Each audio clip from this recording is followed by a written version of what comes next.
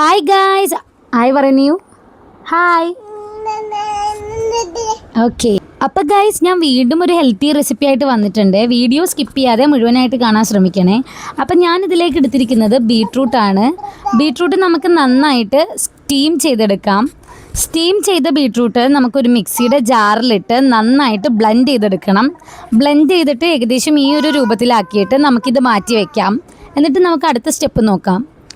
അടുത്ത സ്റ്റെപ്പായിട്ട് ഞാനൊരു പാനിലേക്ക് 1 സ്പൂൺ ഗീ ആണ് ഒഴിക്കുന്നത്.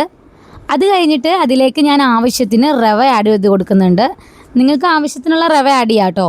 എന്നിട്ട് ഈ റവയും ഗീയും കൂടി ഞാൻ നന്നായിട്ട് മിക്സ് ചെയ്യുന്നുണ്ട്. നല്ലപോലെ ഇതെല്ലാം കൂടി മിക്സ് ആക്കിയിട്ട് ഞാൻ ആദ്യം മാറ്റി വെച്ച ബീട്രൂട്ടിൻ്റെ മിക്സ് ഇതിലേക്ക് ഒഴിച്ചു കൊടുക്കുന്നുണ്ട്. അതും ഒന്ന് മിക്സ് ചെയ്ത് കഴിയുമ്പോഴത്തേക്കും ഞാൻ ഇതിലേക്ക് 1 ഗ്ലാസ് വെള്ളമാണ് ആഡ് ചെയ്യുന്നത്. ഇതെല്ലാം കൂടി ഒന്ന് നന്നായിട്ട് തിളച്ച് വരുമ്പോഴത്തേക്കും നമ്മുടെ ഹെൽത്തി ആയിട്ടുള്ള സ്നാക്സ് ഇവിടെ റെഡി ആയിട്ടുണ്ട്. ഒരു ബീട്രൂട്ട് ഹൽവ പോലെയൊക്കെ ടേസ്റ്റാണ് കേട്ടോ. നല്ല ടേസ്റ്റ് ഉണ്ടായിരുന്നു.